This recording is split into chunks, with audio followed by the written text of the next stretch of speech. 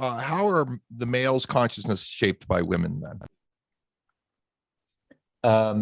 I mean, if a woman is women look for markers that would improve the probability of them and their babies to survive in men. And the best markers are, because I introduced already the hierarchy, is a high status position. Yeah. Because what a man, the best thing for any social animal is to have social support. Yes. That is the meta trait. Let's say you don't want money, you don't want necessarily fame. You want to have a good social network, a good social support, and support puts you there. And in terms of crisis, that means you have a higher probability to survive and to bring food home and whatever, right? So they don't necessarily women want look for these male. So they don't necessarily want the biggest, baddest motherfucker out there. They want the guy who has a bunch of big, bad motherfuckers who are on their teams, and a bunch of guys who have more guys on their teams. Exactly. And now imagine, who is that? Is that a bully? Or is that somebody who helps others? Welcome to the Furrowed Brow with Jeffrey Kipler. So good to finally meet you, man. Good to finally meet you too, man. I mean, I saw your face last on your last episode, so I guess the surprise is on your side now. Yeah, well, you look like a version. How do these guys are called in Game of Thrones? Yeah, the tribe, the Draconians or something like that. Dothraki. Dothraki. Yes. I actually, who's that guy who played? Yes. I don't know, but I've gotten. So I used to play poker full time for a while, and I got told Jason Momoa. I got told I looked like Jason Momoa all the time, which was quite the compliment considering how much of a sex symbol he is. But I'm like, okay, guy. And it was always like the 60-year-old guys at the poker table who were telling me this. So, but whatever, man, I'll take it.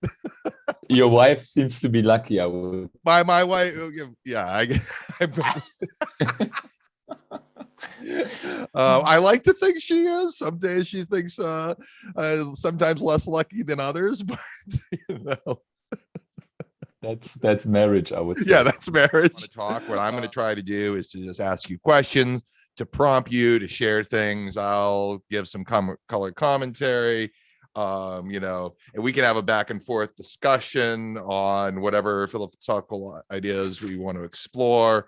And if you want to take the discussion other directions, you can ask me questions or just whatever. Sounds like the Greek idea of dialogos. Yes. So we are sharing, or we are participating in a conversation in order to figure out something new, right? That's exactly how I think of this podcast. And I mean, one of the things, it hasn't been published yet, but in my last one with Shaky, that was exactly what I said. It is why I was doing this. I had gotten so much out of these kind of podcasts where there's discussions between a couple of people where it was better. They've been better to me than lectures or reading books or anything where you just have the back and flow of ideas that you really learn from how people think about things from different perspectives, and it makes it much more interesting to integrate these ideas into my own thinking. And I wanted to be part of those conversations, right? Like that's really the thrust of this podcast. Exactly. So I guess we are here on a very similar line, because fundamentally what I believe, you do not want to represent your current existing beliefs, but rather update them further and further, right, to get even closer to the truth. And every dialogos is a process in that, right? So exactly. I mean, the biggest, the hubris of my youth, is always something that's fun to contemplate. Not, I mean, I like to think that I'm much more, that my thoughts are much more useful and likely to be useful to others than they used to be, and less damaging. There's a lot of things that it's not like I feel like there's a few things that I feel like I was completely wrong about. It was that I hadn't integrated the ideas with other ideas that are out there. That what it is really kind of the process of developing a point of view and a worldview. So with all of that said, I'm going to take some of this stuff that we just talked about. It'll be spliced into the final copy, but let's just assume we're getting going here. And I guess we are already. Yeah, we are. So Patrick and I, just as a quick introduction, Patrick and I met over Twitter. He goes by the Digital Shaman, formerly the Digital Monkey, where I noticed him where he was participating in conversations in what I would call Taleb Twitter, Nassim Taleb, kind of circling around Paul Portesi, who's a big favorite of mine. Yes. Yeah, and we started conversations about various topics, philosophical topics, and I actually don't even remember which ones we started with, but it has, some of them which I'm sure we'll touch on today. But he has a Substack where he shares his art and philosophical writings. Specifically, his art is just this kind of minimalistic style ways of visually expressing pithy philosophical ideas. And that's I think one of the things I told you very early on is I thought you should make a book of these things and publish. I always start and never end. So I guess discipline is lacking in a way. But you and me both, brother. Yeah, we will definitely. Yeah. So I want to, I'm gonna swing for the fences right away, and ask you, what is true, and how can myths be true? All right. I mean, you told something about hubris just a second before, and I came from a hyper hubris background. So I'm a scientist, as you know. I have a PhD in chemistry. So I was a dead end materialist, let's say. I always thought the last things are the atoms, or you can even split them closer, right, into electrons and quarks or whatever. But I think if you understood the laws of these things, you will know anything. And I come from the same background. It's this reductionist, materialist view of the world. Exactly. And that was it limited me essentially. And I realized that in a psychedelic horror trip. Funny, it is said, wisdom comes through fear of God, something like that. And so the horror trip basically revivified my belief or my faith in supernatural something. What were you taking? Mushrooms, basically. And in a very, very hubristic way, right? So you're supposed to do that in a way somebody is not taking these substances, right, and taking care of your mood or whatever, right? So the setting stuff. And I said, no, just take it with us. And I took more than I wanted initially. So hubris, definitely. And what I realized is that over a long process, right? So the integration took me like 3 years, I would say, is that we build frames and we see the world through these frames, and some serve better than others. And once you understand that, you can ask the question of pragmatic truth from beliefs. And that was my initial journey to religion, let's say. And so. And how do you think? What do you mean by pragmatic truth versus a more common definition of in the West of what truth is? So the scientific, let's start with that. The scientific definition would be a propositional one, right? You make logical claims. and rational claims. However, there are, of course, behavioral guidances, right? I mean, Taleb makes a lot of examples in his book, I would say, when you should rather ask your grandmother about how to survive, something like that, because she did actually survive. So you don't need any scientific explanation when you can have experiential explanations. And this is particularly true. And I think where the science must break down is in complex systems, where you have many interdependent factors. Causality hides, and that means that it is better to look how people have treated that complex patterns, but not coming up with an explanation how and why these things work. And one, I might come up with an example, I would say.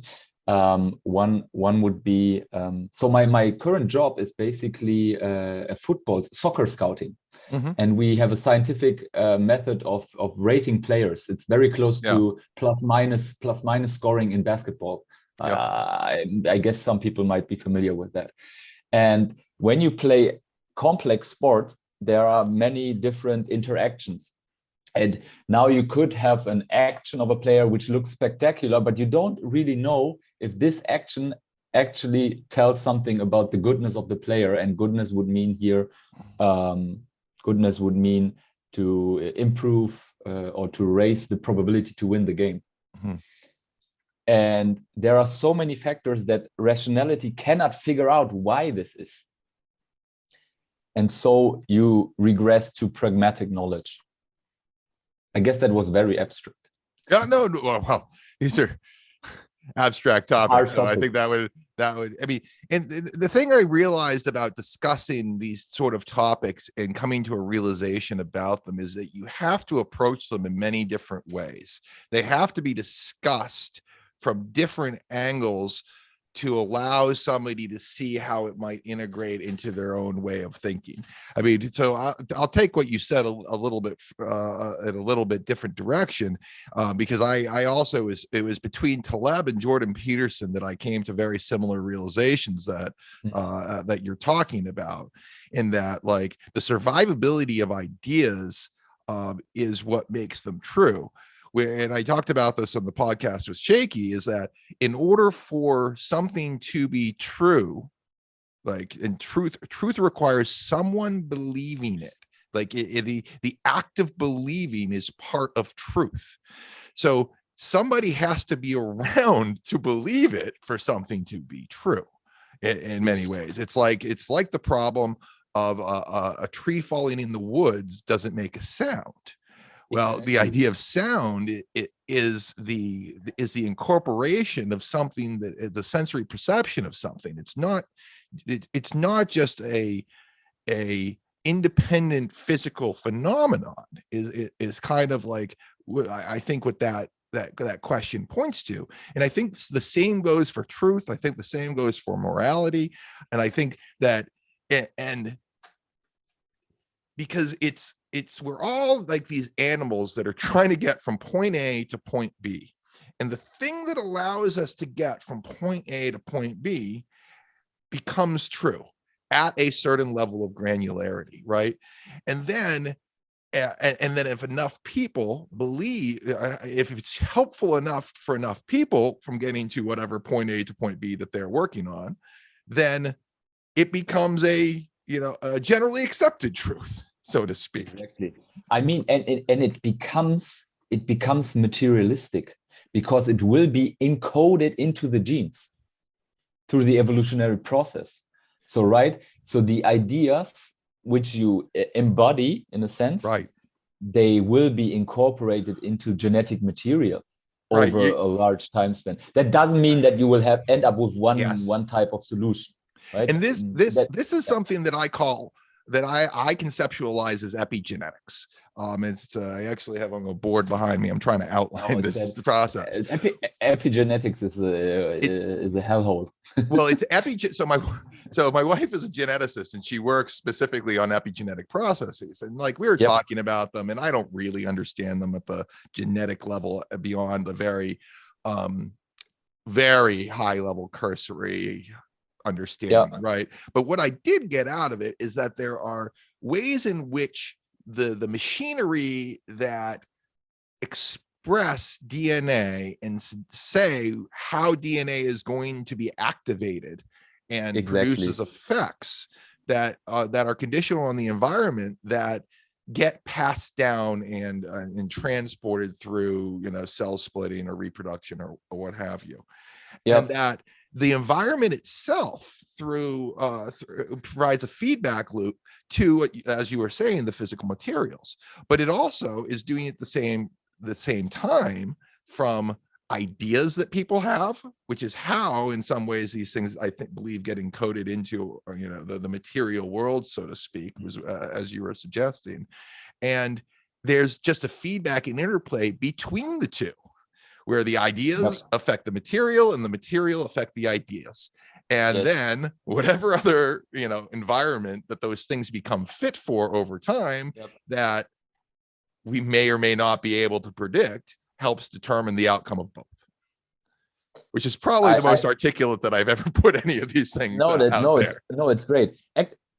Let me say something very radically for this let's say beginning part of the podcast. That what you were talking about, the spirit and the matter, right? In a sense, idea and the genetic, independent of its genetic or epigenetic, we might talk about that later. And that is the main idea why all religions, or to put it differently, why God had to become man in Jesus Christ. That is exactly the same idea, because spirit, God, became matter, man. That is the root of religious thinking, where both things basically match. But that was a very, very long-term conclusion from my side. But I really do believe, and I think that's the same conclusion that Jonathan Pagow, I'm not sure if I'm I guess he goes down that route also. I haven't completely wrapped my head around that one, but I understand it directionally. I mean, Jonathan seems to be he seems to synthesize religion and science. That is how I see him. And he sits between Jordan Peterson, let's say, and John Vervaeke. I don't know if you're familiar. I don't know John Vervaeke. Oh man, I'm listening to his Awakening from the Meaning Crisis lectures. I've heard that title insane. Before. Yeah. Oh man, that is so insane what he's talking about. And so what all these guys we just talked about pointing to is that, and this is my background as well, we have to have epistemological limits, meaning we have to ask what can we know and what can we not know, and what can we do about what we cannot know. Yes. And once you have understood this is like the opening door for at least religion to enter the conversation. And this is very relevant to our current time, I would say. Yes, I agree. I think one of the realizations that I had is, like, if we go back from the trying to get from point A to point B and the thing being useful, is that it's true enough. It's as true as anything. And for whatever reason that I don't necessarily understand, but I think it's almost necessarily true, that the human animal is one that has religious experiences and will experience the world. Perfect evidence for that. In mystical, spiritual, unexplainable, fantastical ways, unexplainable, at least at this point, in a material sense. And because of that, it's true. It is, and experiencing it in the way that you act as though it is true is useful, and not doing so becomes detrimental. Is where I'm personally at those things, which is it harkens back to a discussion that I haven't listened to, but I'm aware of, between Sam Harris and Jordan Peterson, where Jordan Peterson expresses this similar kind of idea like that, and Sam Harris treats it as a gotcha moment, where you just admitted that it's not really true, but it's like you're not operating on the right. No, you know what, Sam Harris, that's why John Vervaeke is the better cognitive scientist. Definitely, you must watch him. But anyway, what Sam Harris fails to do is to have a meta view on these things. I would say they don't talk on the same level, and Harris seems to not be willing to go there. Well, that is my because his entire worldview falls apart as soon as he does. It's the same problem Dawkins has. Exactly. And this is the left hemisphere.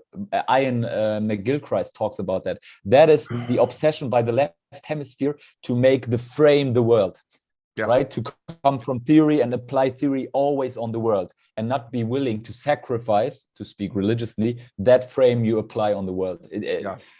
Vervaeke is really now enlightening me, because he does this cognitive science, but integrates the meaning instinct, the religious instinct, into his thinking. And just a recommendation. I mean, clearly I'm going to go and go down that rabbit hole right after we get done with this, because that sounds perfect. So give the second part of the question. I feel like we've done a reasonably good thing about religions, what is truth, and even how religions being, truth.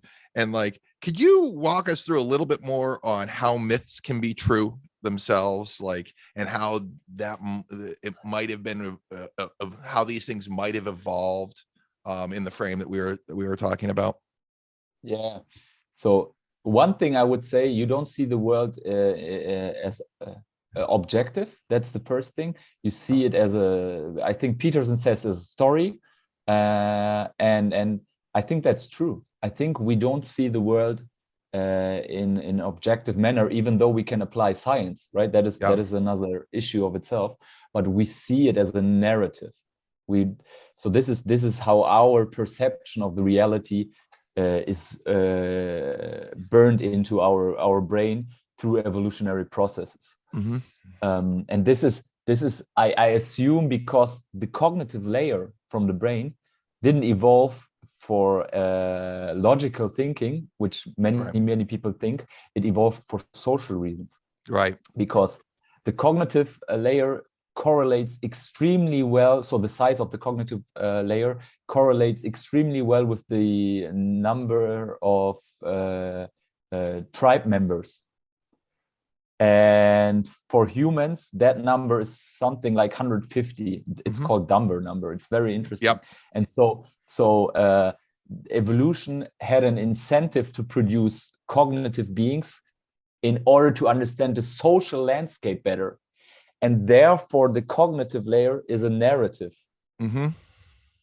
So that is the first thing. And now, if you accept that as our first perception, first experience of the world, you might ask, okay, are there some narratives that are more true than others? That would bring us maybe back to the pragmatic aspect. And if you do that over a long time span, you will basically have an evolution of stories. And the ones that survive, again, the longest, might be considered as true. And I even think, since human behavior is always quite similar, right? I mean, the tribes, they will come up with the interplaying patterns between the people, and the narrative description of these patterns will basically be a myth. Yes. Yeah. By the way, myth means mytheos, so story of the gods. That is, it's not an illusion, like we now understand it. So the stories of the gods, the myths, are these patterns that are common among a people, and they're the things that like just behavioral patterns that you want to pass down or do get passed down from one generation to another.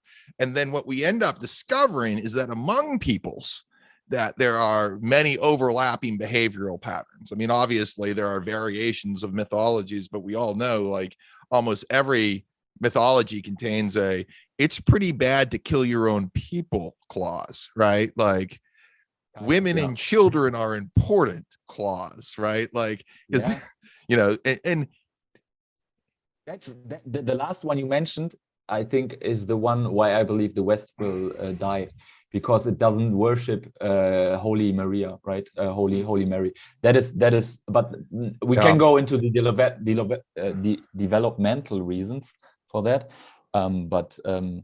Yeah. Well, let me bring this in a direction where I think we'll start approaching that, because I definitely have that as a topic that I want to get into with you. Where, you know, this, you know, I've read that since the Enlightenment, we have been moving in a material reductionist point of view. I think Stephen Patterson, I believe, makes this point that like the Enlightenment wasn't really the Enlightenment. It was more the entering into a dark age, where we lost our ability to think in the way that you and I are discussing. And that in the modern era, it comes about in what we would call, I think, is the postmodernist. Where the postmodernist is my understanding. And, you know, I haven't read this stuff in detail, but again, I become aware of it through a lot of, you know, watching of podcasts where these things get discussed. But those postmodernists posit that there is an infinite number of interpretations. Which is correct. But what's the but then?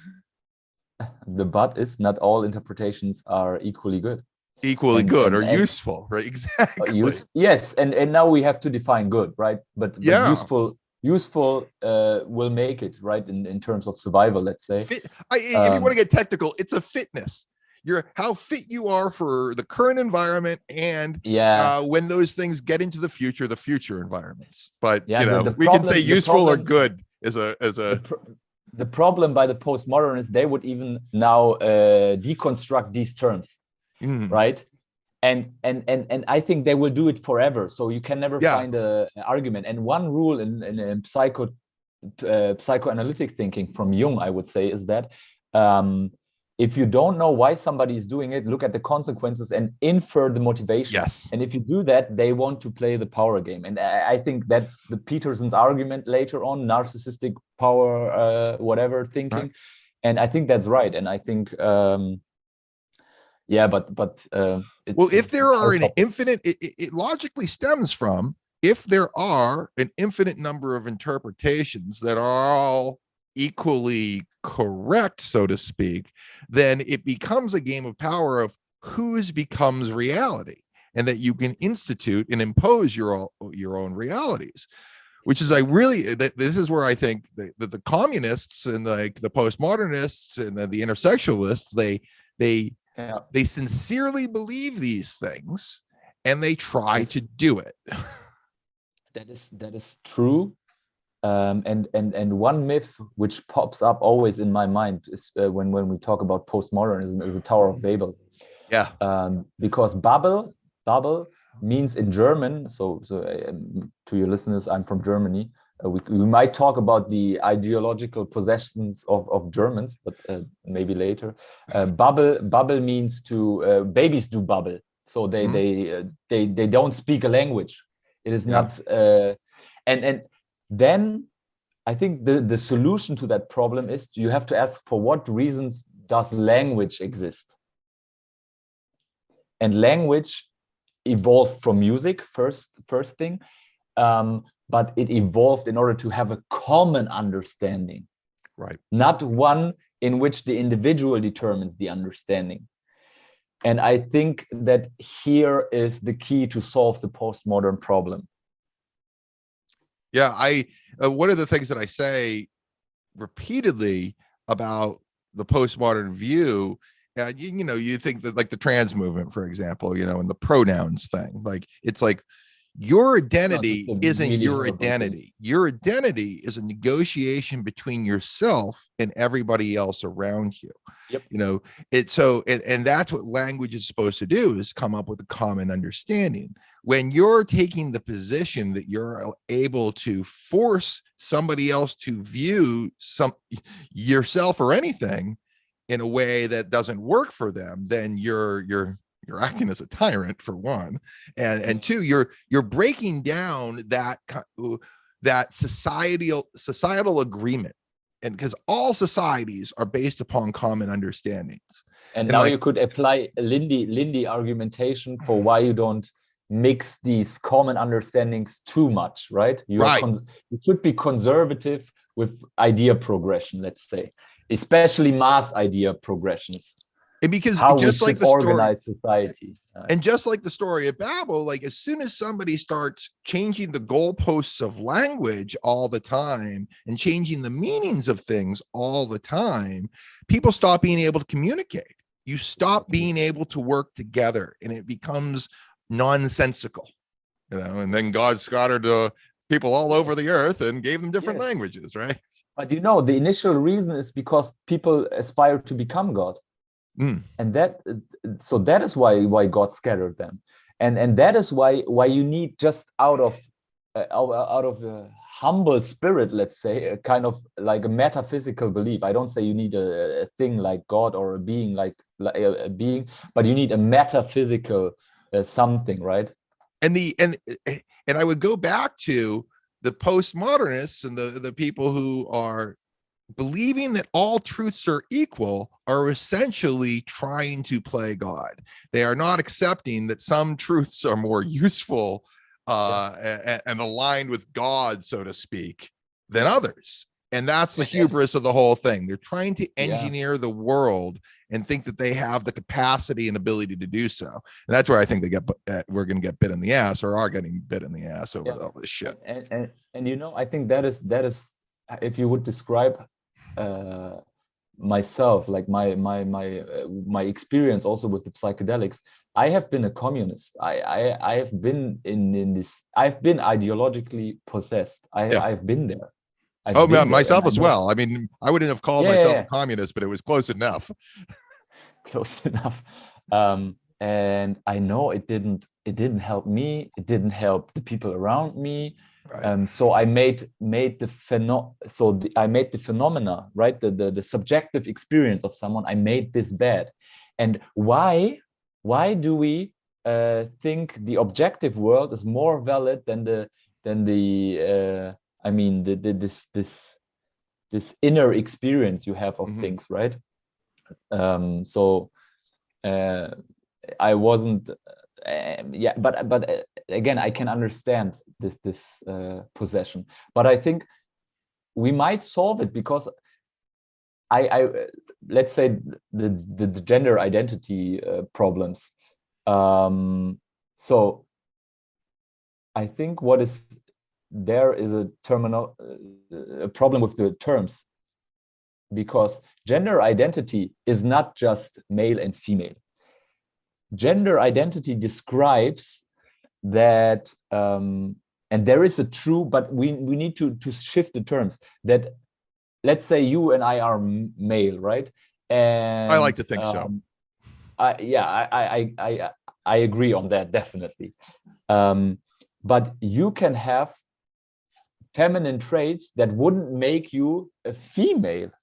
So, right? I think every man and every woman has masculine and feminine traits. That's why, Buddha, by the way, Buddha was enlightened because he integrated female and male parts. But that's a symbolic reading of that. But we therefore confuse gender identity actually with personality traits. Temperament. And we shouldn't take this gender identity completely down into the biological stuff, and therefore say there is no male and female at all, right? And that's why I think it's a problem of terms. But again, we are here in the Tower of Babel phenomenon. It's male and female, masculine and feminine are we are confusing in many ways through this term of quality or equivalency of value, something that should be looked at in terms of being complementary, where both things are required in order for the world to go on and life to be good. But they are not the same, and one cannot become the other, so to speak. Yes, you can have behavioral traits that are more. I like to dance, I like to sing. I would say that is associated more with the feminine part, right? But that doesn't make me a female in that. And I think that is why people, they don't talk about the same things, I would say, right? Oh no, and I it seems to me that these terms are either being purposefully confused, where, you know, like you were saying about language, you have to come to agreement of what the words mean in order to have a discussion. And when things are slide and have moving goalposts, and like at one point it's genders mean sex and the other time it means masculine and feminine, it makes it impossible to have an understanding that comes from a commonality, you know, let alone even as you try to establish those terms, if you don't use them correctly, so to speak, you become an evil person, which is just the most noxious part of this whole thing. I mean, the best analyst of ideology was probably Nietzsche. I mean, read his essay on tarantulas. He describes people who want to take revenge as a tarantula, and these he calls that preachers of equality, and in their heart actually sits revenge. So again, the power motive. And I can understand that in myself, because I've been there and I understood why did I have this psychological fixation. That is a Freudian term. Why did I have this fixation? And why did I see the world in that sense? I understand that it had to do with my relationship with my father, blah, blah, blah. But fundamentally, I transcend it. If I take responsibility for the stuff I can change, and not blaming the entire world for not pleasing me. Right? And my understanding of Nietzsche is that that's exactly that. You have the master moralities and the slave moralities, where the slave morality is those who want to blame the world for where they are, and their condition in the world, where you, and the master morality is saying, like, I am responsible for my own fate. And that what we've seems to have happened in modernity right now is that the slave morality has been put up on a pedestal, and that the bigger victim you are, the better person you are, because you've endured more and you deserve more, or what happened. So you have this strange battle going on right now, where even the most privileged people, and you see this with, like, you know, some of the media personalities that are out there that come from these unbelievably, like, you know, privileged background, like Taylor Lorenz or something. It's like, your parents were rich, your grandparents were rich, and like, but you're like, you play this victim card all of a sudden, like, and they get pats on the back of it over it. It's in sent from an iPhone. I'm sorry, can you repeat that? Down with capitalism, sent from an iPhone. Yeah, sent from an iPhone. And by the way, like, your parents have given you every cushion in the world. Like, I didn't come from a poor background. You know, that is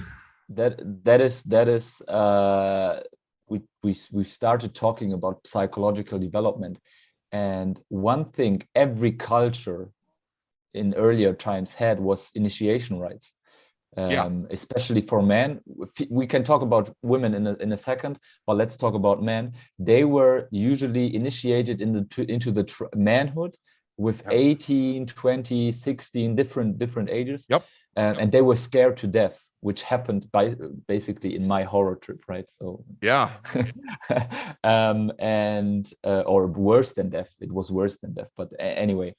And from that on, they understand that I cannot be safe anymore just by my parents, and I need to grow, I need to become mature, and we lack these initiation rites, and so people become biologically mature, right, with 30, 25, but not psychologically mature, because it's for that you need initiation, the shamanic initiation especially, and we lack that. And it seems to play out that victimization is what is the sickness of that spirit, I would say.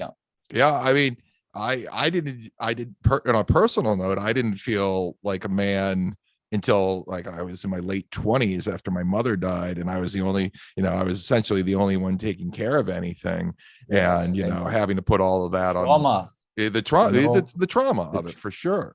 Anti-fragility, another word from Taleb. Trauma is actually something that allows you to grow, right? So it's an invitation, and not something you should discard and assume that reality is only oppressive or whatever. For sure. So there was another Substack that you wrote, the evolution and the differences, since we're kind of in this area, evolution and the differences between men and women, and two particular ideas that you put forth that I'd love you to get into and talk about, because this is, I think, something that is lost when we, because I was grown up being told that men and women were the same, right? Like they're equal, women can do everything men can do, and besides make babies, men can do everything women can do. They're even confusing that these days. But and I think I don't think that that's true, at least to a degree of points of emphasis. One second. The male's consciousness is shaped by women, and a women's consciousness is shaped by babies. Please. Yes. Let me say one more thing about your comment that men and women are not equal. I would say you can have a woman, an individual woman, who will be very close to stereotypical behavior of a man, and you can have a woman who have so every individual should have the maximum, the ultimate freedom to act as he pleases, right? In a sense, which is, but without so they are constrained by society, obviously. But I don't say that a woman shouldn't be a CEO or whatever. So if she has that temperament we talked about, she should go for a CEO. That is the luxury of free society. But if you have a statistical analysis, women and men will differ in a lot of things, and that goes back to something you just referred. I wrote, which is, let's start with the women. Women's consciousness is shaped by babies. I really do believe, or there is this theory in biology which is called reproductive costs. So how much do you have to spend in terms of nurturing, carrying, bringing food, whatever, in biology, and that correlates a lot with the vulnerability of the infants, let's say. So if the infant is vulnerable, let's say, a human for almost 20 years, you need to spend as a parent a lot of time and nurture and whatever. And for female, the first 2 years or even 3 years, which are very crucial, a mother has to give like everything. She doesn't even exist by herself. Like really, her brain has to extend onto another body. So I think over a long time span, that shapes basically the psyche of the woman. Mm-hmm. Now the great but, now you could say, yeah, the women, again, we have to carry whatever. Yeah, but the woman, because she has such high costs, has an evolutionary, a trick by evolution, because she becomes the selective species. Yeah. Because always in biology, the species that has the highest costs also selects the other sex, let's say. So she has the capability to pick up on certain traits, and therefore she shapes the man. And this is, females are the most important drivers of eugenics there are out there. They're the ones choosing the development of the species. Yes, I mean there are or the development of their family line. Let's just put it that way. Yeah. But the hierarchy of man, it is context dependent, and that is something hard to understand. But let's imagine you are in a desert, and you have a tribe in the desert. Your hierarchy of men will form under very different conditions if you are next to a river and there are fruits everywhere. Because survival conditions are completely different, and therefore tribes in desert will probably, that is a speculation, I haven't read anything, but I would assume they would be more competitive, something like that. We could make an argument about religious and Islam and whatever now, but we don't have to go there. But yeah, women shape this hierarchy, definitely. They pick the males from the top because they want obviously somebody to survive, right? Their babies to survive. And how are the male's consciousness shaped by women then? I mean, if a woman is women look for markers that would improve the probability of them and their babies to survive in men. And the best markers are, because I introduced already the hierarchy, is a high status position. Yeah. Because what a man, the best thing for any social animal is to have social support.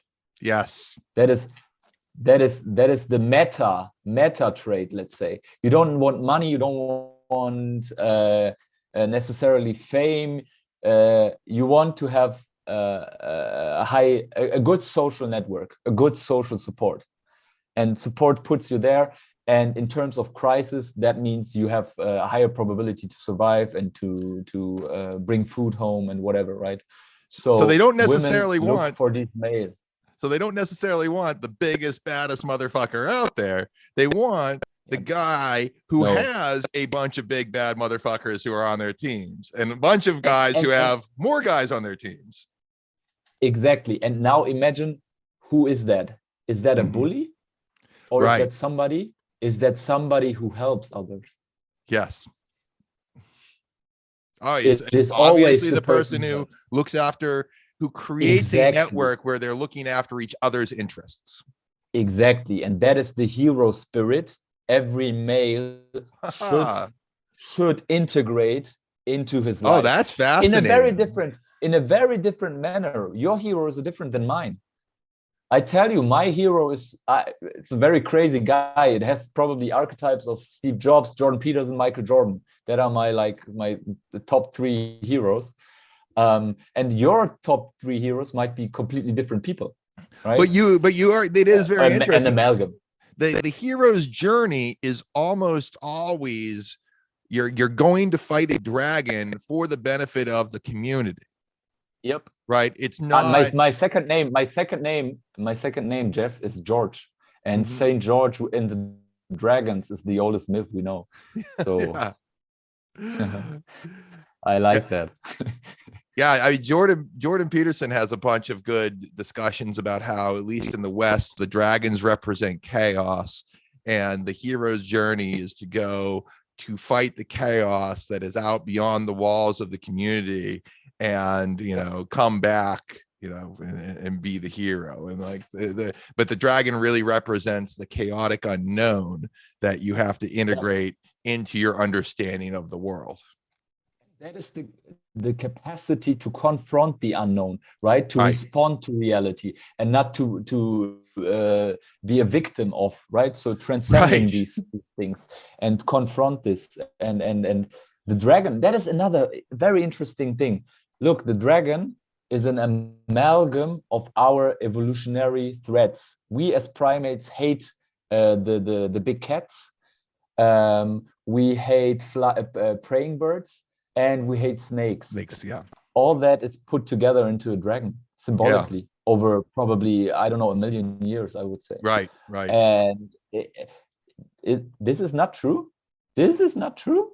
I would say this is more true than anything we know. because it's the oldest representation. The oldest is probably black and white, the yin yang, but directly behind that comes the dragon. And it's true in the sense that if you can integrate it and understand it and act as if you are the person defeating these dragons and doing these things, your life gets better. You will get the princess, so to speak. Yes, exactly. That's right. Yeah. So, and people have a hard time to believe that, because we are so stuck in that logical, propositional understanding and definition of truth, and not the behavioral, because that is all behavioral. And I would say behavioral is more important than propositional. The propositional allows you to have power, right? The science gives us power. But we don't know if that won't turn against us, right? I mean, we have weapons of mass destruction as a product of science. We don't know if we will handle them properly. And then we had like 500 years of science against a million years with mythology. You can think for yourself what is more true then. Yeah, absolutely. And it's like, but at the same time, we know, because of historical records, religion and mythology changes over time. We are integrating, and that to me is the evidence of men integrating these beliefs into new understandings and learnings of the world. Like these, it's not as though these things remain static or over time, but it's not as if you can cast them aside whole cloth. Like, I think there's very good reason to think that, we don't have to be as worried about shellfish and pork as the Bible suggests these days. Maybe I'm wrong about that. Maybe there's like this detail in shellfish and pork I don't understand. I can imagine that there are reasons for having an orthodox diet. Definitely, palate is on one, but for reasons we don't understand again. But you are right. The myths change, the theology changes, because what the West has, for example, figured out and that is the meaning of Israel. It is to bargain with reality, to bargain with God. Yes, this is an entirely new thing, right? And from that, ironically, science emerges, because science is in a way also bargaining with God, but we forgot where it actually came from. It came from a metaphysical idea first. All right, so I'm going to bring us back to the materialism and reductionism line of thinking, and I'm just going to read a quotation from one of your writings that I found captivating. But Carl Jung said it might be a dangerous thing for a Western person to neglect his own cultural heritage and seek refuge in another spiritual tradition. I don't know the specific reasons for his claims, but maybe Jung thought that for your true self has always been an element of the culture you grew up in. You are indeed a social function and therefore inseparable from the foundations of your society. So for him to escape from the confrontation with your own inborn values, it might be considered a psychological exodus. Nevertheless, he knew man must come back and rescue his forgotten father from the belly of the whale, so to speak, mythologically. And I'll just add the one comment here, that what this reminds me of, and what is that that when you go against your culture, and if we assume truth, so to speak, in the way that we were talking about, can be found in many different religions and many different cultures, that abandoning your own culture is a way of looking into it is a form of being, I'm not getting the right word, a rebel, of being a deserter, of like, being a traitor in a way. And there's Definitely. Something sinful about that in and of itself. So anyway. I mean, I really think that the initiation in shamanic rites is in order to introduce you to the tribe. And in order to do that, you need to accept the tribal code. Otherwise, you are not a really a member of the tribe, and only the tribe can only survive if all members actually participate in it. Now that brings the problem of tribalism, which is horrible. But therefore, the shamans meet the shamans. Now that is what shamans do. Shaman from tribe A and shaman from tribe B meet and talk. Oh, your culture is like that, ours like this. If we will trade, we will probably have to integrate a common version, right? So you can merge them under a completely novel idea. And this is what shamans do. So, and this happened exactly like, let's say it was 5000 BC, when the Mesopotamians tribes merged into the first cities, let's say Uruk, and I don't know the other names. I'm horrible with details. This was the Marduk and Tiamat. Yeah, now we come to Marduk, right? We come now to Marduk, which is the foundation of the Western myth. And so what they come up with is, the story is so great of Marduk. You're familiar with it. Again, Jordan Peterson. I listened to a lot of his stuff. This story, look, you have the idea that there are different gods, right? Different gods. And now a monster pops up, right?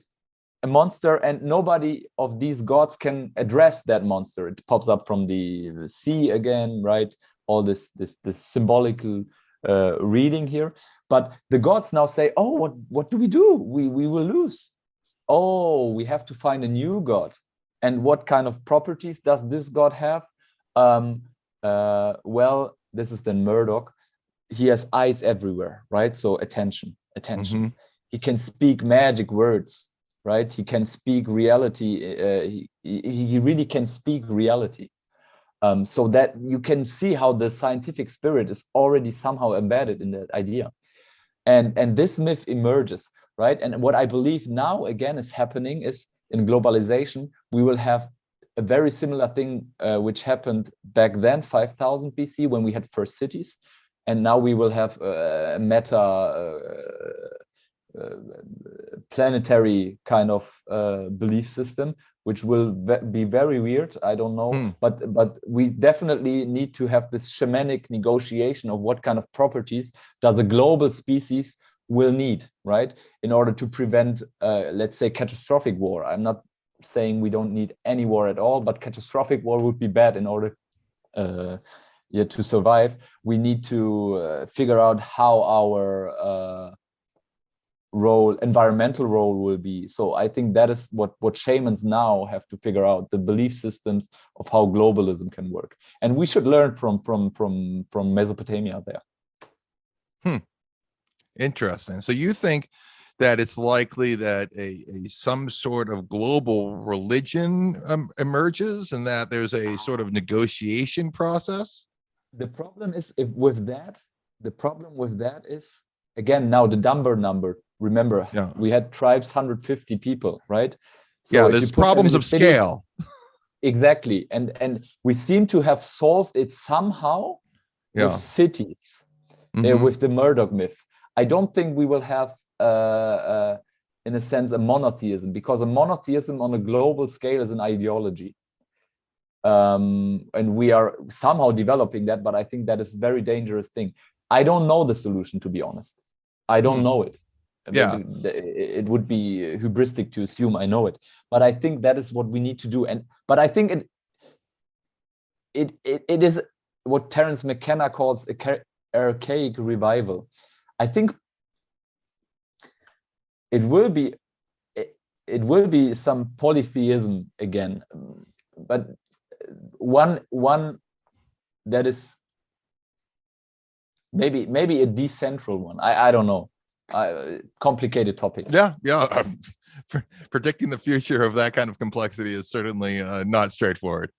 But it will be grounded. But what I definitely believe is it will be grounded in a mystical experience. It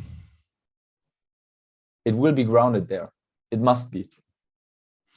And how interesting. So how do you think that mystical? Do people just start doing a lot of mushrooms? I really believe psychedelics are a great thing. However, they shouldn't be taken, as I did, without a sacred environment. And with sacred, I mean there are quite well described properties of a situation that you could consider sacred. And you are a father now. Mm-hmm. Was your birth a mystical experience in a sense? I mean, there was certainly it's certainly a transformational experience. I mean, yes, but that is one definition of yeah, mystical experience, by the way. yeah. I mean, it was it's a I don't want to get into too many personal medical details, but it's it was seeing your wife struggle for an extended period of time, but then at the end of the day, having the baby, and your life is very significantly different than in what it was before, and the feeling of vulnerability, and the need for being responsible, and it is certainly transformative in that fashion. Yes, and this is one definition of Vervaeke's continuity of mystical experiences: flow, mystical experience, transformative experience. Mm-hmm. And many people describe, I took that as an example because many people describe the birth of their child as a mystical experience. So not just mushrooms, right? But I'm fine with mushrooms in a sacred context. I think that's a great thing. I think cannabis is actually quite a good psychedelic. We had a chat about that, I think, one day. Fasting could be great, like couple of days fasting, humming, going into a dark cave. So there are already rituals, techniques, and there is still the possibility of grace. I mean, that is the that is the most ridiculous one, right? Where it pops you, I don't know, when you I don't know, under conditions that have no pattern at all behind them. So many different ways to serendipity. have serendipity. I mean, Viktor Frankl, you know Viktor Frankl? Oh yeah, Man's Search for Meaning is one of my favorite books. He had a mystical experience in Auschwitz, or in a concentration. I don't know if he was in Auschwitz, right? But under the worst conditions. So that's weird, right? That's absolutely weird. Oh, for sure. But we need to open. That is a question I have. Do we need to have the openness for these experiences, right? So do we need to allow that there is a religious element in our lives? Do we need to have that belief system in order to get to that point? Or don't we need it? I mean, psychedelics can introduce you without believing in something, but I guess it helps if you have an idea system and a religious system that allows for you to at least open up for that experience, because then you can have like, I don't know, once a week a mystical experience. Well, it wasn't until I had gotten over my atheism that I had a pretty sizable dose of mushrooms and had a very good mystical experience. Like the ones leading up to that were very devoid of anything truly positive. But once I had made it over that hump, somehow all of a sudden there was this appreciation of the small g gods, and the patterns within nature, and my role within it, and so on and so forth, right? And when you try to describe it from an objective view, you can't, but people still come back from these experiences and say, this is more real than anything I have ever experienced, right? Which is very weird, because you cannot prove it, you cannot explain it, it's ineffable. And you still say, it's more real than anything ever, period. So we have states of consciousness that we have a hierarchy of states of consciousness, something like that, and to allow that mystical one into your life improves like any parameter of your life. I mean, that is well documented now, right? It's I think one of the ways I would describe it is that like the meta the meta patterns of the world will reveal themselves to you in these states through symbolic representations, and that Exactly. while it won't be clear as to what is going on while you're there, you're going to have a lot to think about later as you sort out what you experienced. At least that was my experience with a few different incidences, both positive and negative. Yep, my horror trip was exactly that. Yeah. And if you're not experienced enough to do that, I mean, I was hurt. I had a traumatic. I had how do you call that? Compulsive. Obsessive compulsive. Yeah, thinking really. Yeah. Oh, okay. Um, Yeah. so that Myopic was, thinking, where you couldn't stop I couldn't fixating stop. on Yes, something. yeah, exactly. But I learned. Why, man, I learned so much from that. So the worst day in my life was actually the best. So Yeah. that is Yeah. a weird thing to say. A Oh weird yeah, thing for to sure. say. Some of the most traumatic things that I've gone through are certainly, and I look back on them, the most powerful and the thing that I've gotten the most out of, without a doubt. Like some of the Exactly. biggest breakthroughs. And it took a while to contemplate my way through them, but I think I got there for the most part. I think so it's pretty good that I did as well. Yeah. so I hope let's so. yeah, I hope so. Until you realize that you didn't understand something later. Um, so speaking of trauma, we were supposed to start this an hour before we did, and you had mentioned that maybe we would chit chat about this, but you just had a death in the family quite recently. Yes.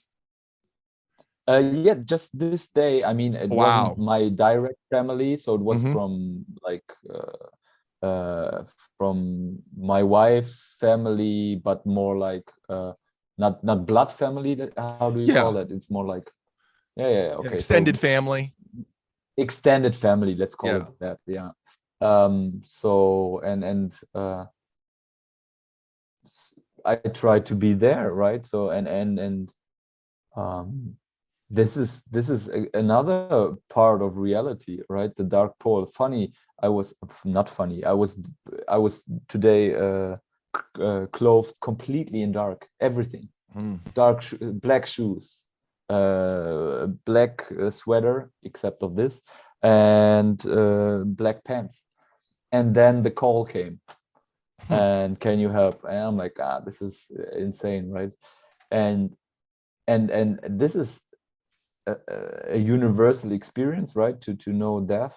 And what we need to do is we need to make sense of these experiences, right? And Mm. a materialistic view cannot do that. It can when you're a really good materialist, but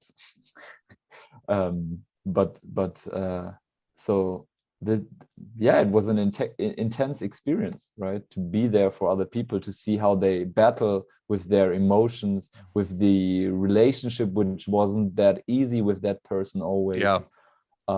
So and there's a sense of forgiveness because the person didn't make all the things good, but then like death happens, and then you frame the things, the bad things, apparently bad things, now as, oh, they were meant good by this person. Mm. And this is transformative. So yeah, and was actually a great experience because I Yeah. wasn't involved emotionally that much, right? Yeah. I when my mother died, and this was about That was a different experience, I guess. Yeah. oh yeah, yes, obviously much closer than an Yeah. extended family. I could say that it was one of the more transformative experience of my life, where I saw my family come together in a way that I hadn't really experienced before, and that and it was, my mother had been sick for a long time, and had a very, I would say, a tough decade before she died with various illnesses. um and it was almost like a relief because of that. And but everybody coming together and telling stories about her and honoring her memory and enjoying our company, in her spirit was I'm very glad that they happened like that in many ways. You know, despite, you know, wanting her around, it's a very interesting experience. Definitely. But if it is a part of life, right? I mean, Yeah. life, a baby or a new life requires some stuff to go, right? And I think our culture makes not a good job of appreciating the dark side, let's say, the death part and crisis part and whatever. I've to expand It's on an that. obsession. It's an obsession with the Apollo from the Greek, with the white side, and the other side, the devil, let's say, the Dionysian, which is it is very worshipped anymore, but it's an integral part of reality. It is not something we can transcend. It's like the meta pattern of reality is black and white, right? And how these two interplay, and we need to appreciate this. I always say the yin yang symbol is a better description of reality than anything else, but yeah, that's because I believe symbolic reading of reality is better than reductionist reading. You know, one of the craziest things to me, it's like, was that this is just a general observation, because I don't think my family is unique in this way, but, you know, I was probably the closest family in terms of distance that my mother had. I was in Massachusetts, she was in New Hampshire, so I was about an hour drive away or so, while she had cancer. And, you know, but her, you know, her mother lived in Pennsylvania. My brother lived in, I think, California at the time. He might have been in like Georgia or something. I'm not exactly sure. But, you know, and my parents are divorced. And, you know,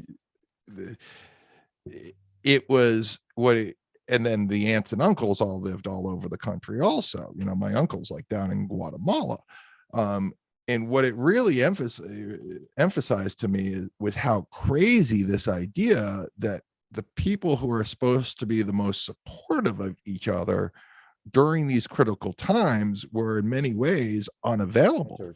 I mean, not my grandmother came home and lived with her and took care of my mom and whatnot. And it was, you know, and that was very, very important and helpful. And my mother had friends who were taking care of her too, because she was a nurse and had all these nurse friends who was great assets.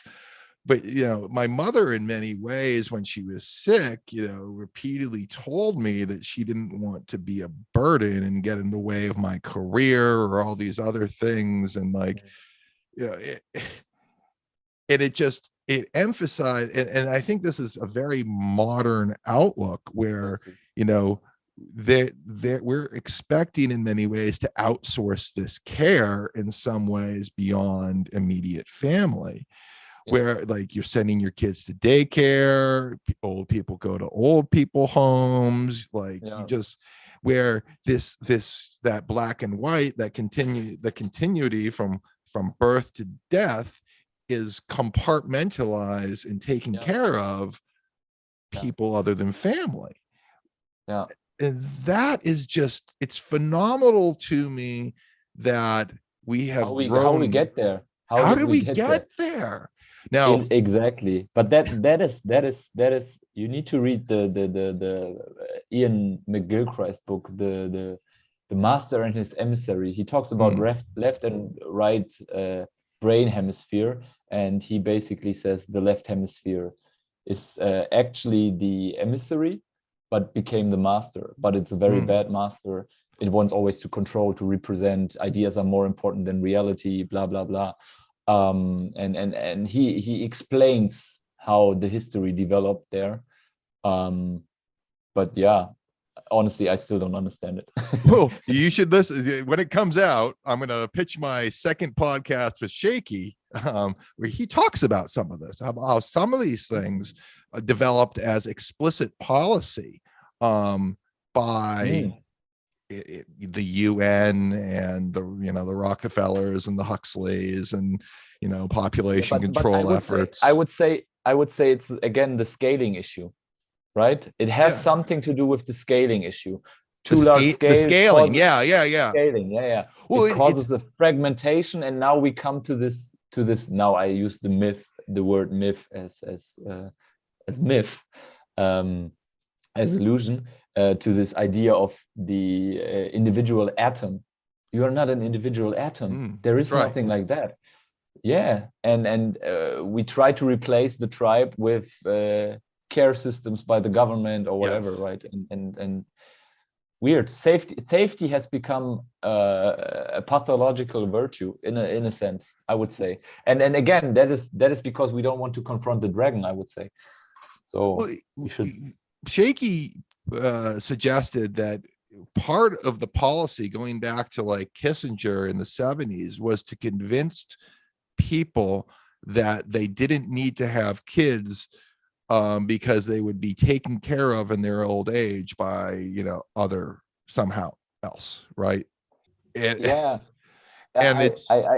I think there is truth in that it's a top-down phenomena, right? But it was always supported and bought by bottom up, so by the people on the front. And so I don't know. My kids will not be raised that way. You're going to be taken care of, Dad. Yeah. And you're going to be taught why from a very young age. It's the idea of Huxley also, Brave New World. Yes, and it's the same guy. Julian Huxley apparently was like one of the mastermind designers of all of these like population control sort of efforts that got put into the policy over decades. And his brother wrote Brave New World as a reaction to understanding the direction of these policies. Yeah. But honestly, that is something that the old Greeks still had. They believed that the beautiful, the true, and the good will always win. Oh, and I believe that completely. So if we make religion or the tribal thing, religion, shamanic, whatever meaning, right? So all these synonyms in a sense. Yeah. We make it. If we enter into the marketplace of ideas, which we do now, which is attract, because it has this trinity of the good, the true, and the beautiful. And so you don't need to work against something. You just need to revivify these values in your own being, and you will invite it in your own being, and it will be a mystical experience which will grow every day, right? It will reverberate through, and this is like you've got I'm so glad you went there, because this is like you have this sort of like top down sort of like, this is what we're trying to get you to behave, but like you as a person are first of all responsible for getting yourself in order, right? To understanding like these patterns and how you should be operating within them. And then once you've got yourself in order and your own head straight, and for me, 43, took me a while to do this, I think, still working on it to an extent. Then you can start influencing your immediate family, your community outside, so on and so forth. And what I like to, and I feel like it's almost like you're living out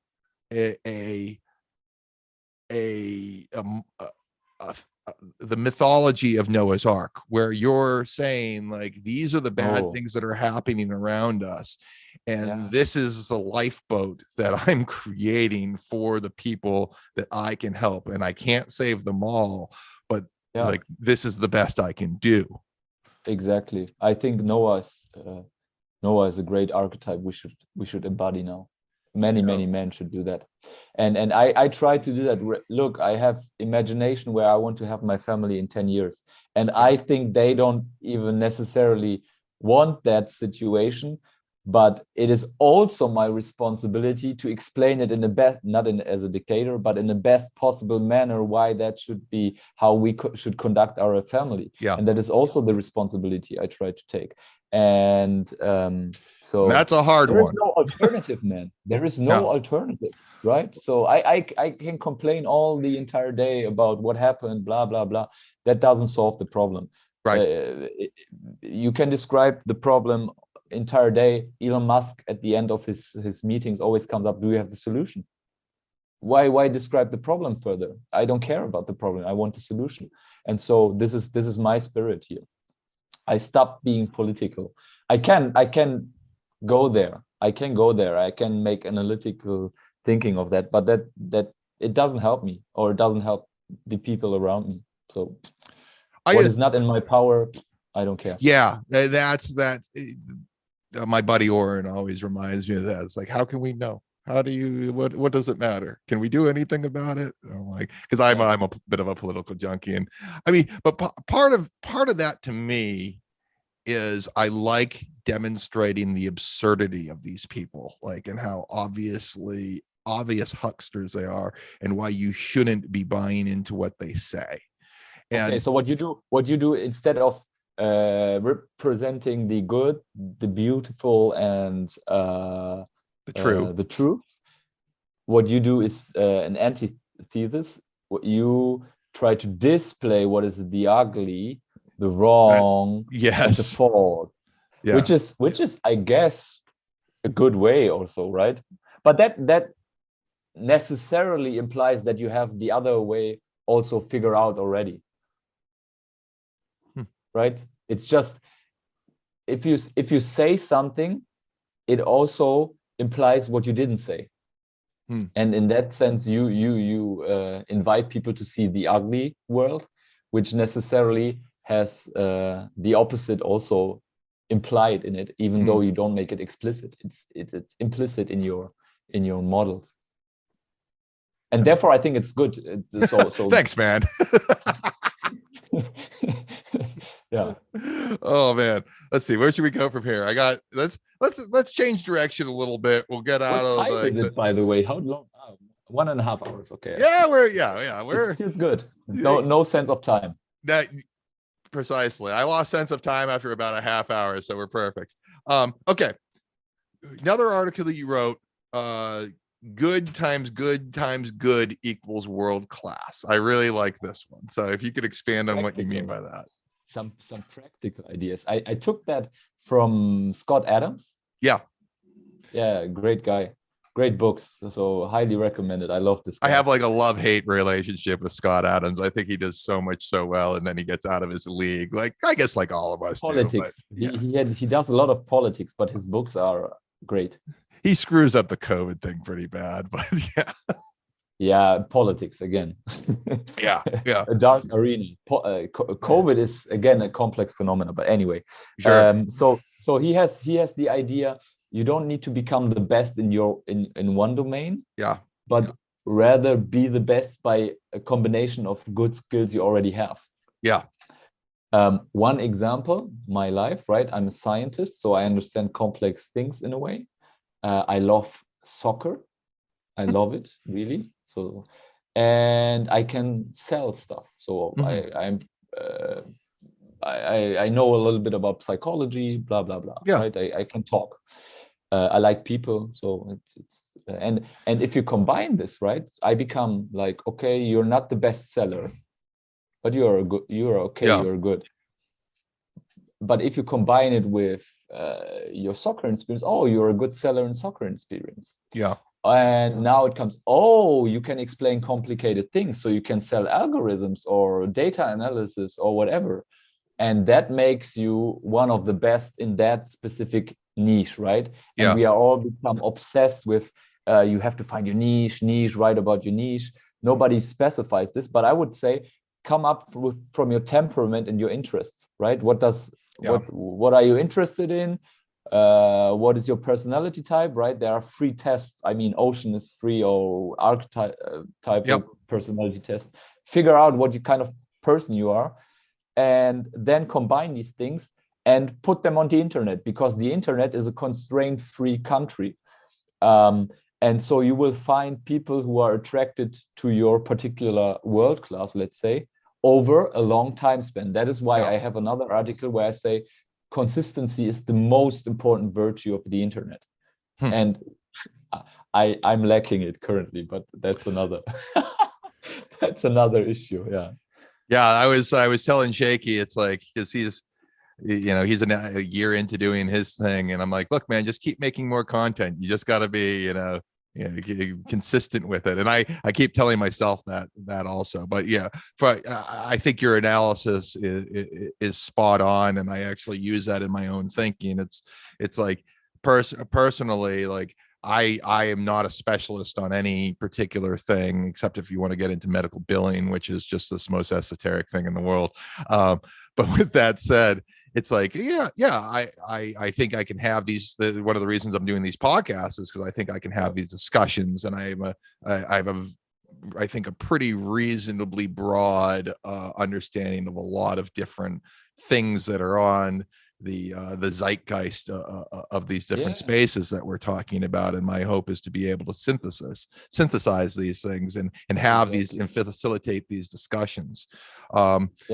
And I've always, I've been very fortunate that I get to have conversations with folks like yourself and other people who I think do a lot more specialized work than I do, and help bring that thinking in. And I'm hoping to be able to present it to a wider audience. And the other thing that this is kind of a Peter Thiel thing that I know you enjoy Thiel also. I just think Peter is just such an amazing thinker, such a clear thinker. And he's not verbose in any particular way, but has just like Nietzsche, just like the density of his wisdom is just phenomenal. I philosophize with a hammer, Nietzsche. And one of the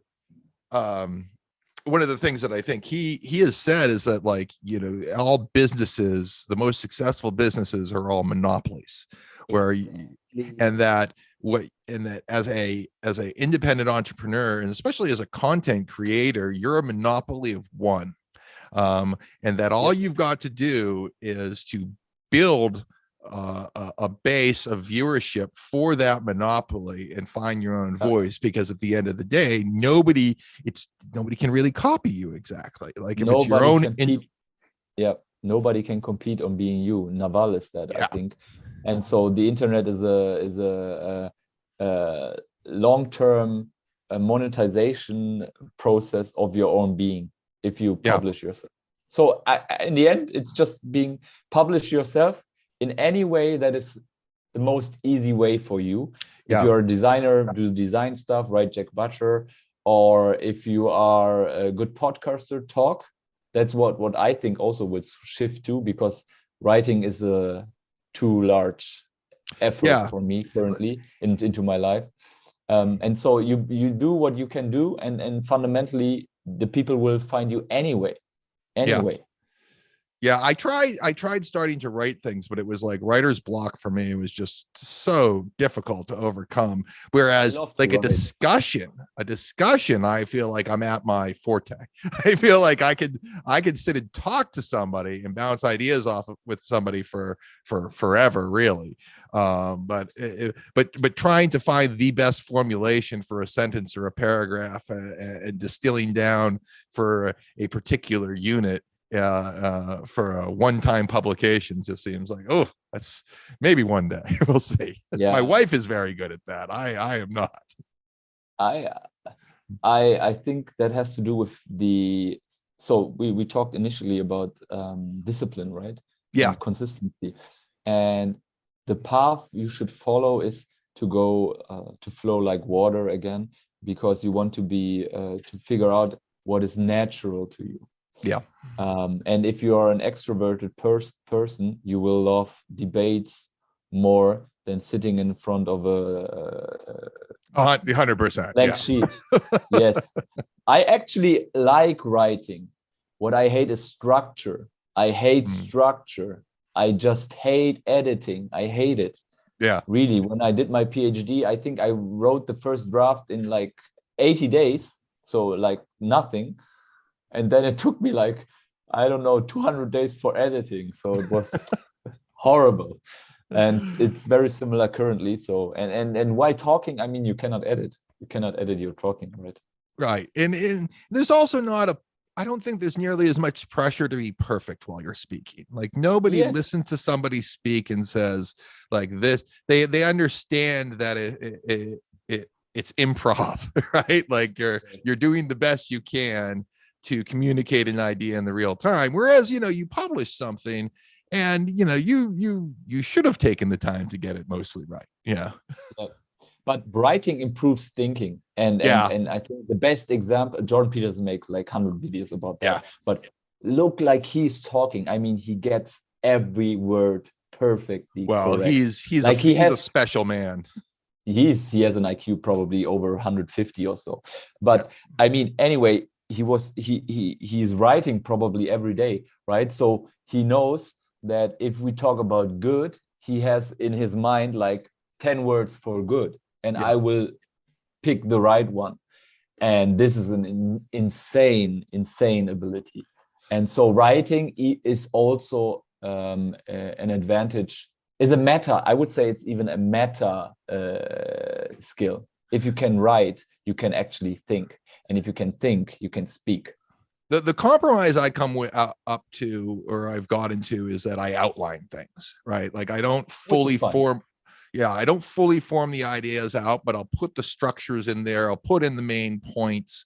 I'll, you know, and that will get me to the point where I've once I've outlined it, I'm almost fully functionally capable of discussing it. Yeah. Getting that structure down. So since we're talking about writing, I just wanted to bring up, this is just for everybody's benefit here. You actually turned me on to the book, How to Read a Book. That's a good one. Yeah. And I wish I had it on my desk here. I'm looking at it over on the bookcase. And I read that, and it was super useful book.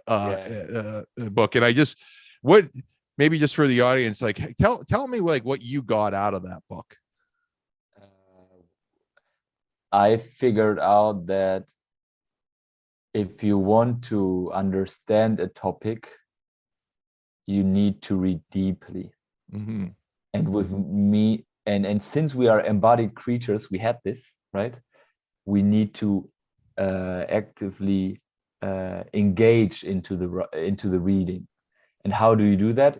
You have a pen here. You see me with the pen. I'm constantly writing here. So I'm scribbling in the book. I have a thought. I write it down. I don't do it perfectly like suggested, like really deep diving and writing down entire passages or whatever, or about passages. But you want to write with your pen in your book. Yeah. People are hesitant because they have invested in that book, but I mean, once you bought a book, the value of it to resell it, it's like it's gone. Forget it. Yeah. Then get a Kindle, whatever. But you have to have a pen while you're reading, and so you connect then ideas, right? You read a word. I don't have a. Do I have a book here? Give me a second. And then I check a page if I. Yeah, I have something. That's a great book, by the way, also about Peter. Oh, is that the one that I suggested to you? Luke, because I read that. That's the Rene Girard's. Yeah. Oh wow, you got that independent of me.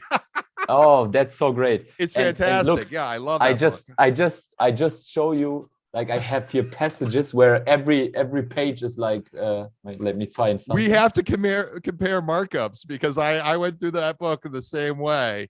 I have everywhere, every page. There's something on every page. Yep. And I connect the ideas, and I actually, if you just read, you are a recorder of already existing ideas. The interesting part in reading occurs when you connect them with ideas you already have, and you synthesize them, right? Exactly. So become a alchemist of ideas. Yeah. And that is what is good reading, right? Mm. That book had so many interesting thoughts on reading. It's like how fast you read and how in depth you read. Like, don't feel like you have to read every single word and every single page.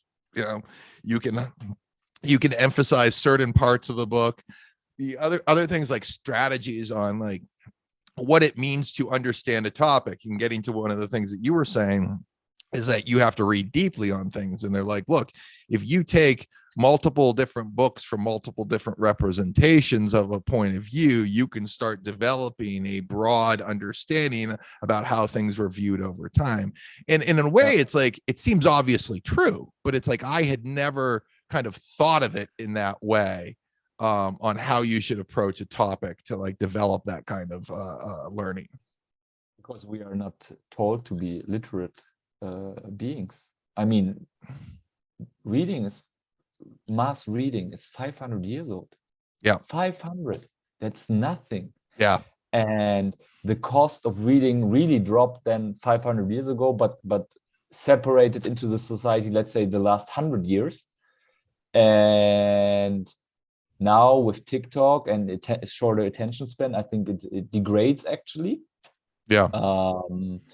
But we are not really taught to read, how to read. And we think if you just understand the phonetics of a sentence and maybe the broad meaning, that is reading, that's nonsense. Yeah. Right? Because reading always exists in a context.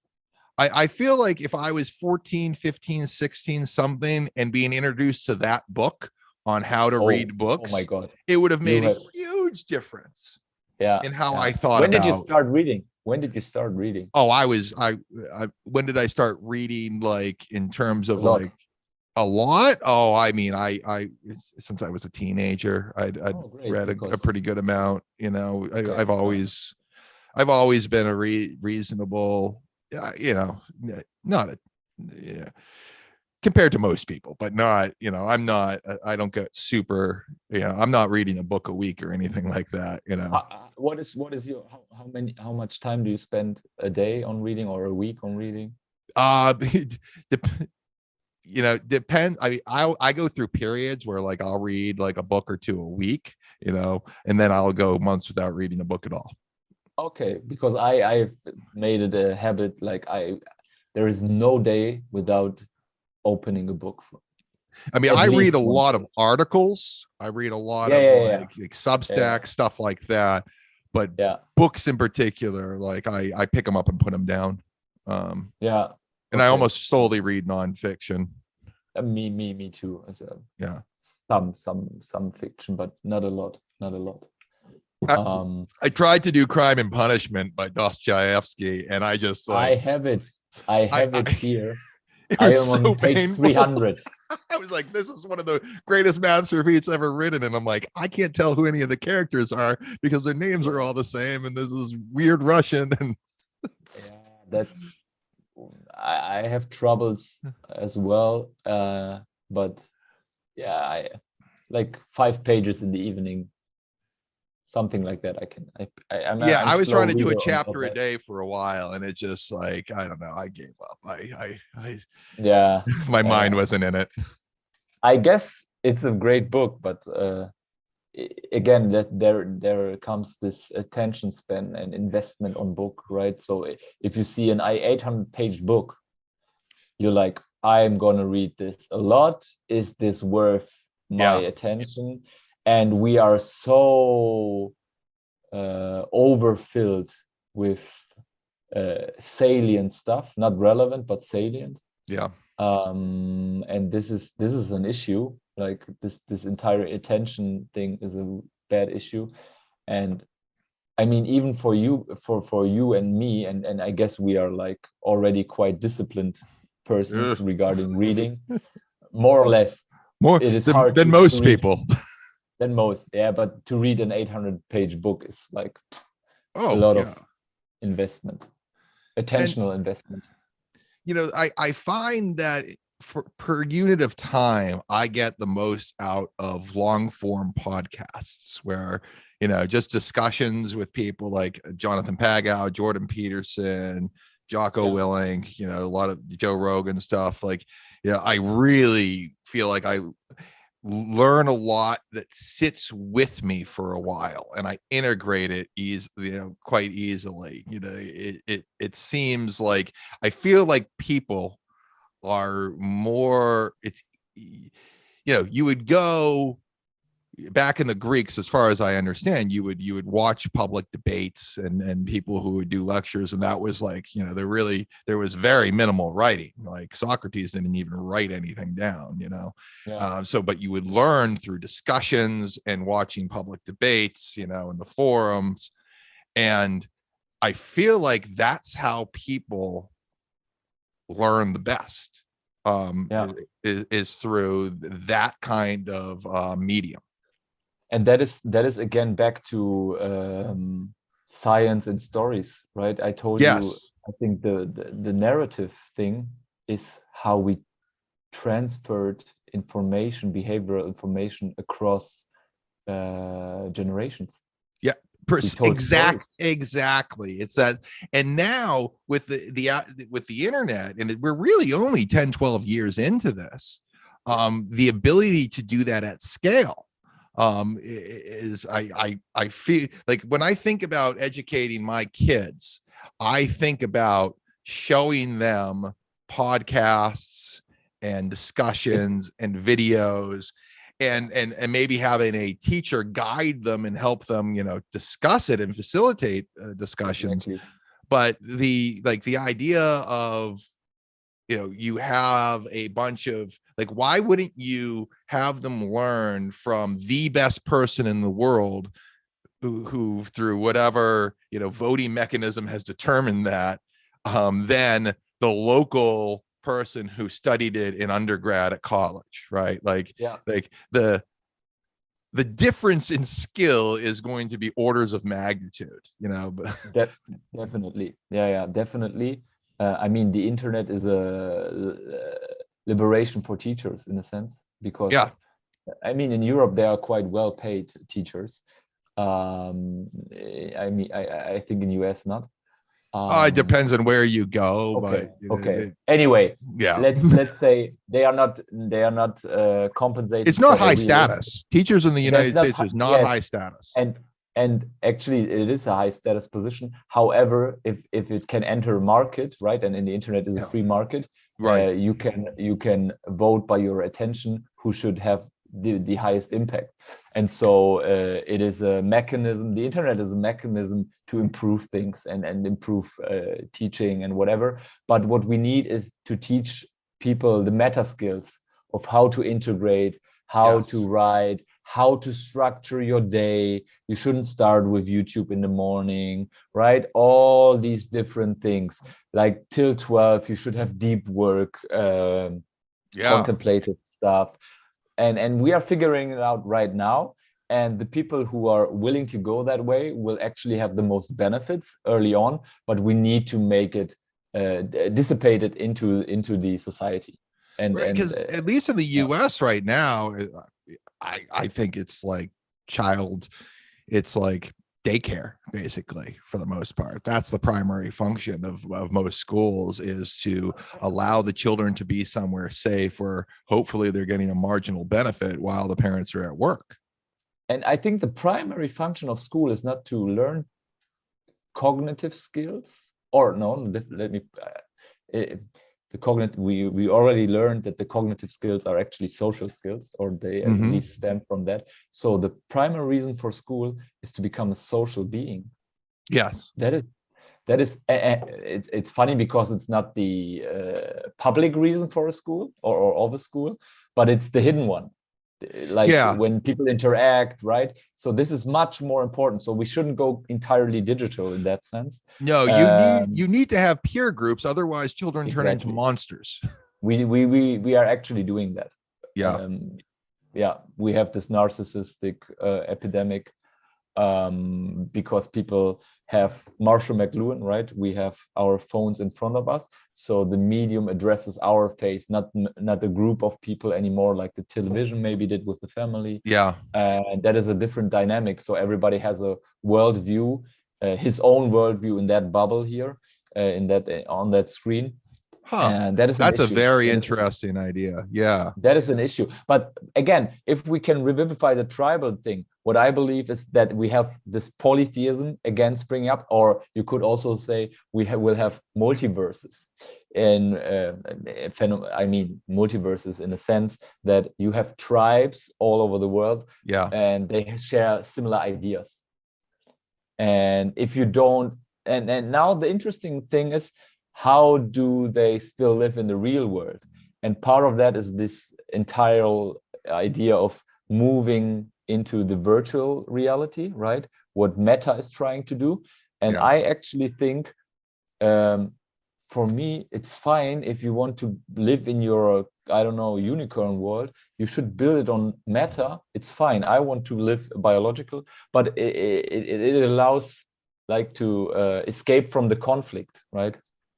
Yeah. From the postmodern conflict, actually. If if you want to have this idea to be true that all interpretations are equal, you have to have a virtual reality in which you can build the laws intrinsically into that sphere. So Yeah, but that's very science fiction. I just we'll see how everybody in their matrix pods with their own little universe works out in the long run. I guess so. Yeah. Yeah, I was actually reading something today about there's these people who I mean, I don't know anybody who uses virtual reality stuff to any significance, but I was reading about the metaverse folks, where some people will sleep with their VR goggles on and they will wake up to whatever virtual reality, and that there are people who are starting to become spending more time in that world than the outside, meat world. Yeah. It's similar, like, do you know Inception? Inception. Yeah, I haven't seen it. Okay, yeah, but there are also some people like try to live in a dream world rather than in the real world. Yeah. And funny because there is an Indian, a Hindu myth, or it's more popularized by Alan Watts. I don't know if you're familiar with his work. He was yes, Alan yep. Watts? Yeah, okay, great guy. I'm familiar. He has this idea that, okay, if you would become God, and virtual reality is in a sense becoming God in a way, because you can dictate the rules of the virtual reality universe. At one point, you would become bored by your power. Yeah. And you would invent a button which says surprise, and you would press it, and then you would become a human being again. That's interesting. And you would wake up as Jeff or Patrick. So God dreams himself as every one of us, right? Yeah, that is a wonderful. I love that myth, basically. I mean, I think Dostoevsky in Notes from the Underground has a more darker interpretation of that, that if you were that man, even if all of his pleasures were taken care of and all he did was eat cake, and that everything, and that the world became completely predictable, that he would piano key. I think he would burn down the world around him just to prove that he couldn't be played like a piano key. It's this long passage, but it's like it's one of my favorites. It's like that's actually one of the ideas that white pilled me so much, where you have these people that think that humans are like ultimately predictable, and I go to myself, ooh, I don't know, man. I think you're gonna set something off you're not prepared for if you start behaving that way. Yeah, that is definitely true. But that's in a way the darker side of that myth. But I regress to the good, the true, and the beautiful as my ultimate guide. So yeah. I view the white pill as the fact that that the bad people will learn how wrong they are, and that might be very painful, but it will happen. Probably. And that to me is good. Probably. I mean, that to me is the light, right? Like that. Yeah. that there is this, you know, this organizing complexity that like you find through religion that tells you how the mysteries of the world to some degree of usefulness, and that those that are violating them, sinning, so to speak, will it will bring itself back into order, one way or another.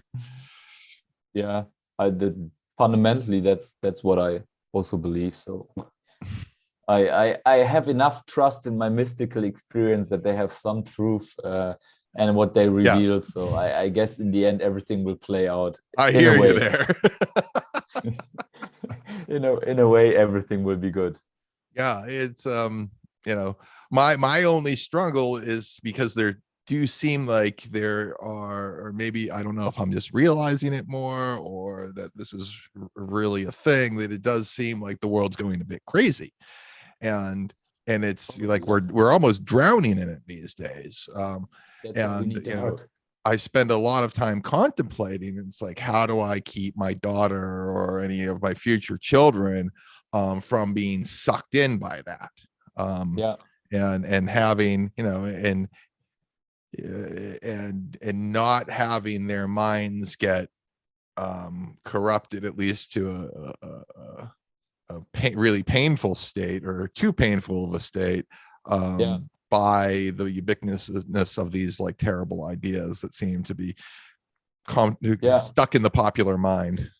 Yeah, but I would say be a shining example of your own virtues, and have trust that those will actually win, right, against the superpower of bullshit.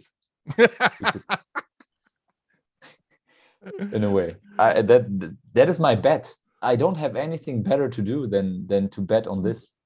Yeah, man, I'm right there with you. Like that's like that. I feel like that is the bet, and I almost feel like that to me is like, I don't consider myself of any particular known religious faith, but I do consider myself religious at this point. That to me is what I would consider faith in God. Yes, I should have done that in the beginning. The word religion is not dogma, right? Belief, a system of beliefs. It is religio, to reconnect, to rebind.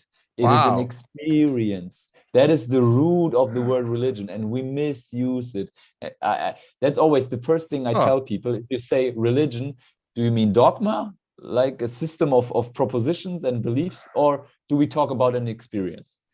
Because if we don't talk about the experience, which actually is the root, the shamanic root, we talk about the mystical root, right? We talk about the dogma and the belief system, and then we have to find different. We talk about different things just to be right. And I'd never heard that before. Correct. Yeah, that is my most important argument, because we misunderstand religion if we don't take the roots, the language roots from religio or religere. I think it's in Italic or Latin, something like that. That resonates with me incredibly, because I don't like, I believe that I've had religious experiences, but I do not have a particular dogma that I follow. And that is and that is why the Zen koan goes like, don't mistake the finger pointing to the moon with the moon. So the experience is the moon, and the dogma is the finger pointing to the moon. A good dogma, at least. Right. And now we have a lot of wrong dogmas pointing completely not to the away moon, from the moon. Yeah. That is really cool. Yeah, that's a great way of articulating that idea. I love it. Yeah.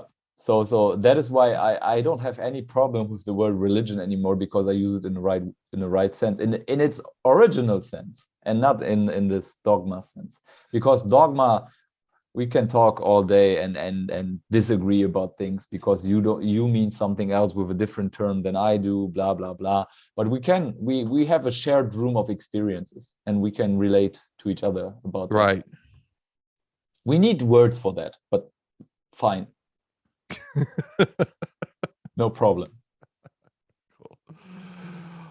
Well, man, this has been really a pleasure. I'm feeling like I want to end it on that note, because it's I think that's a really powerful way to leave this. And we've worked through my my list, unless there is anything else you wanted to chat about. No, it was. I really hope we can do that soon enough again, because I enjoy that a lot, actually. Absolutely. This has been I was really looking forward to this, and this was even more fun than I imagined.